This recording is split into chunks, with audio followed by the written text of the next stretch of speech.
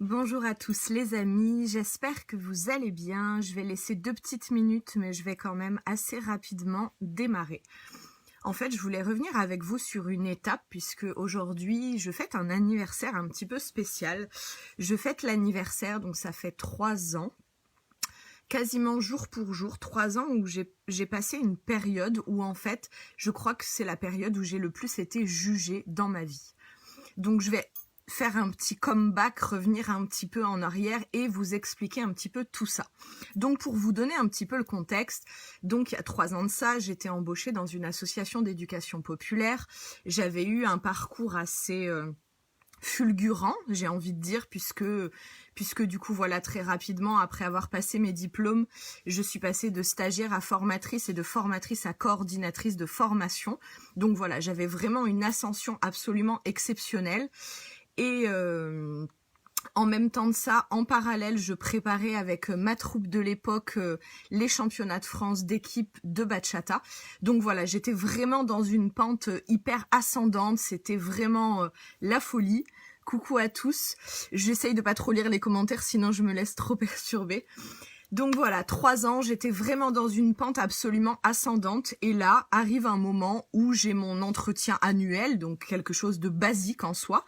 Jusque-là, j'avais toujours été en CDD, donc là, ça faisait 18 mois que j'étais en CDD dans la même société, enfin dans la même association même. Et donc voilà, comme tous les ans, le rendez-vous basique, on va dire, l'entretien annuel. Et du coup, un entretien annuel super, où j'ai des excellents retours, où voilà, les gens avec qui je travaille sont vraiment très contents de mon parcours, de mon évolution, de mon investissement au quotidien.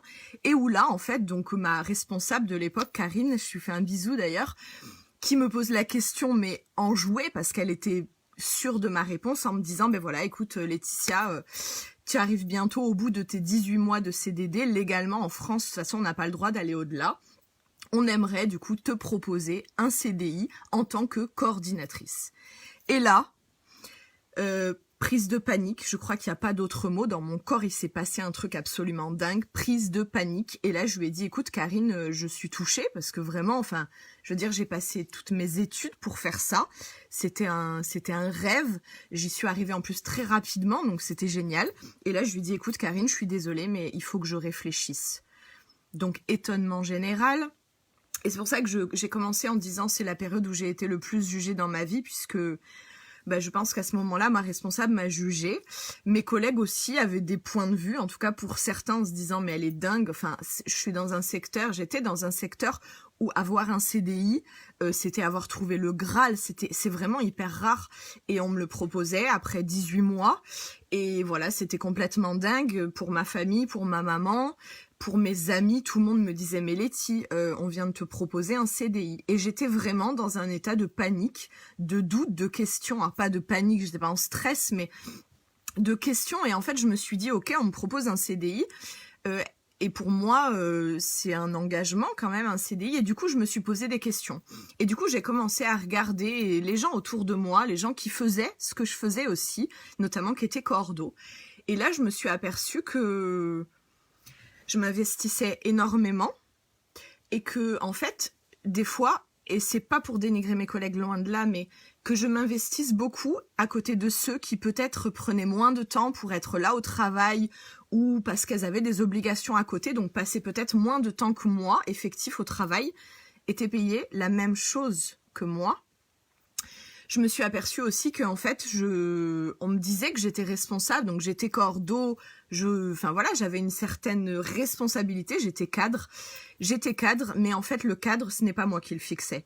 À tous les moments, en fait, on me disait dans quel cadre je devais être, on me disait ce que je devais faire, on me disait que là, non, c'était pas politiquement correct, qu'il fallait que je reste, et voilà. Et en fait, on me dictait en permanence ce que je devais faire, quand je devais le faire, et des fois aussi la manière dont je devais le faire. Et je voyais aussi, du coup, dans d'autres associations, je voyais mes collègues qui, après des années à avoir fait ça, alors moi j'étais fraîche, j'avais la vingtaine, moi je suis toujours fraîche, hein, mais voilà, j'étais dans le feu du début où on veut se battre, où on veut changer les choses, et je voyais mes collègues et même mes maîtres, j'ai envie de dire, parce que c'est des gens qui m'avaient formée avant, qui étaient là depuis des années, et je les voyais. Les 3/4, ils étaient déjà partis en burn-out. ils avaient vieilli avant l'âge, ils étaient tristes, ils étaient aigris, ils aimaient ce qu'ils faisaient, je dis pas qu'ils aimaient pas, mais ils étaient pas heureux. Et là, je me suis dit, waouh! Donc, crise de la trentaine aidant aussi, certainement. Et puis voilà, juste pour que vous compreniez aussi, c'est l'année où mon papa est tombé gravement malade, où j'ai failli le perdre, hein. Il est encore là, hein. D'ailleurs il est chez moi, mais voilà. Et du coup, en fait, je pense que tout ça, c'est venu réveiller des choses en moi, et je me suis dit, eh bien non, en fait, au-delà des jugements, et parce que j'ai été jugée, je vous assure que c'est le moment où vraiment dans ma vie j'ai reçu le plus de jugements, et bien j'ai dit tant pis, ce CDI, je vais le refuser. Pourquoi? Parce qu'en fait, je dois penser à moi, parce que la vie est courte, parce que la vie est précieuse, et que même si j'ai pris beaucoup de plaisir pendant toutes ces années à exercer ces fonctions-là, c'est pas ça, ma vie elle ressemble pas à ça. J'ai pas envie dans 30 ans d'être aigrie, j'ai pas envie dans 30 ans de partir en burn-out et de pas avoir profité et voilà, je sais pas, de regretter de je ne sais quoi. Et vraiment, j'ai pris une vague, une claque, un truc de fou qui s'est passé. Et du coup, j'ai décidé donc de revenir vers ma responsable. Et du coup, je lui ai expliqué que j'allais refuser ce CDI, que j'étais touchée parce que vraiment c'est ce que je voulais. Je pense que j'ai envoyé l'énergie pour avoir ce CDI et j'ai fait tout mon possible. Et bien finalement, une fois qu'il était là, j'avais plus envie de ça. Et du coup, ben voilà, je lui ai dit non et j'ai honoré bien sûr la fin de mon contrat. J'avais en plus des groupes de stagiaires en cours. Je suis allée jusqu'au bout de leur diplôme. Je les ai accompagnés jusqu'au bout. Et quand j'ai pris cette décision, il y a eu un espèce de légèreté dans mon univers, mais voilà, je sais pas comment le décrire autrement. C'était léger, c'était fun, et ouais, j'avais pris la bonne décision, malgré voilà tous les jugements de mon entourage et toutes les inquiétudes que ça allait générer. De là, je m'étais pas encore lancée en tant qu'indépendante, c'était indépendant du coup, ces deux choix-là. Voilà, j'avais juste décidé que cette vie-là, je n'en voulais pas. Que travailler pour une organisation, que j'aspirais à autre chose. Et du coup, j'ai vraiment commencé à me poser, à me dire, ok Letty, c'est cool de dire non à un CDI, d'envoyer chier la terre entière, ouais, génial, mais qu'est-ce que tu vas faire? Qu'est-ce que tu vas faire de cette vie? T'as envie de la remplir, tu aimes aider les gens, enfin voilà, il y a plein de choses, tu sais ce que t'es, tu sais ce que tu veux, tu sais ce que tu veux plus. Maintenant, voilà, qu'est-ce que tu en fais de cette vie? Et voilà, j'ai commencé à me poser les questions sur ce qui m'animait, ce qui me parlait, sur ce que je voulais, dans quel cadre, dans quelles conditions j'avais envie de travailler. Et en fait, j'ai fait un petit peu comme la liste du Père Noël, comme on ferait, ou je sais pas si vous avez vu la liste de mes envies. Et c'est un film génial, je vous le conseille d'ailleurs. Et en fait, j'ai commencé à écrire et à me dire « Oh, coucou Renaud !» C'est cool. Du coup, je voulais pas voir les commentaires, mais je viens de voir Renaud, qui est quand même mon ancien responsable, donc je me dois de lui faire un coucou. Et voilà, j'ai commencé à dresser la liste de mes envies et de poser le cas. Donc concrètement, un petit peu mon idéal. Ben voilà, mon job idéal, ce serait quoi? Et en fait, une fois que j'avais défini cette liste et que j'étais en accord avec moi-même, donc voilà, je savais que le bien-être, c'était important pour moi. Je savais que je voulais être libre, puisque les règles, j'ai toujours eu du mal avec ça, donc je savais que je voulais être libre. Je savais que je voulais me fixer mon propre temps de travail, c'est-à-dire que je suis quelqu'un qui est capable d'avoir une force de travail intense, tout comme des fois, je suis quelqu'un qui a besoin de procrastiner. Et voilà, je le sais, c'est mon rythme. J'aime travailler dans l'urgence, j'ai besoin de ces rythmes différents. Je savais aussi que je voulais être ma propre patronne. Alors je le définissais pas comme ça, je voulais pas du tout être indépendante, je le posais pas comme ça, mais voilà, je voulais gérer mon temps comme je le voulais. Je voulais être payée à la hauteur de mon investissement aussi, du temps que j'y passais et de l'énergie et des résultats que j'avais. Et voilà, et une fois que j'avais défini tout ça, plein d'autres choses, hein, je vais pas vous faire la liste de toutes mes envies. J'avais défini tout ça, c'était dans un coin et je me suis dit ok, eh ben on verra ce que ça donne et on verra voilà quel job démarrera. Et ben cette activité d'indépendante en fait, elle est arrivée à moi à peu près dans cette même période-là et je l'ai démarrée sans me rendre compte, c'est ça le plus dingue, qu'en fait elle correspondait en tout point à ma liste. Et j'ai mis 1 an à développer cette activité, mais comme ça, en parallèle, je me cherchais à côté, je faisais d'autres choses. Je faisais des petits jobs, je faisais des formations, je faisais d'autres choses. Je me cherchais vraiment. Et j'ai mis 1 an à me dire, attends, mais en fait, la liste que tu as écrite il y a 1 an, eh ben tu sais ce que c'est en fait? eh ben c'est ce que tu es en train de faire dans ton activité d'indépendante.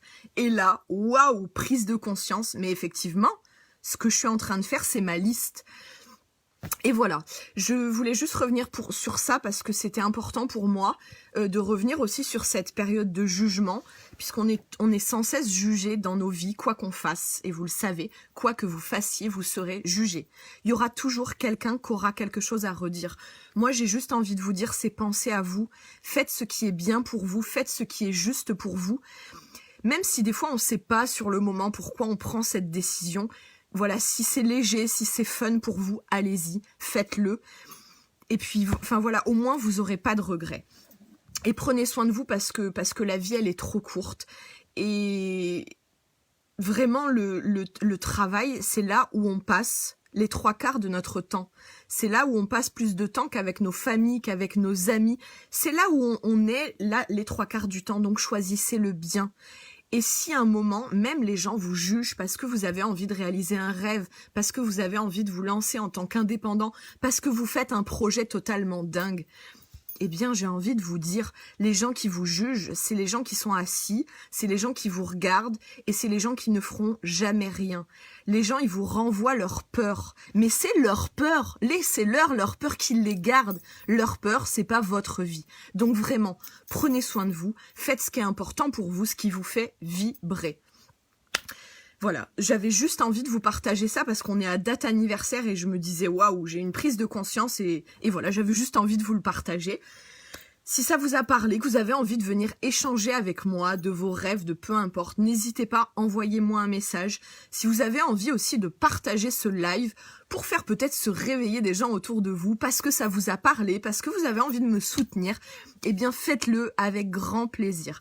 Je vous fais des gros bisous. Prenez soin de vous et faites ce qui est juste, pour vous. Ouais, j'ai un peu bugué sur la fin, c'est les aléas du direct. Je vous fais des gros bisous les amis et je vous dis à très bientôt. Parce que comme vous l'avez vu, j'ai de plus en plus envie, je vais pas y arriver, de vous partager des choses comme ça qui me tiennent à cœur. Bisous, prenez soin de vous et vivez vos rêves. Vous avez qu'une vie et ne l'oubliez pas. Votre deuxième vie commence quand vous comprenez que vous n'en avez qu'une seule.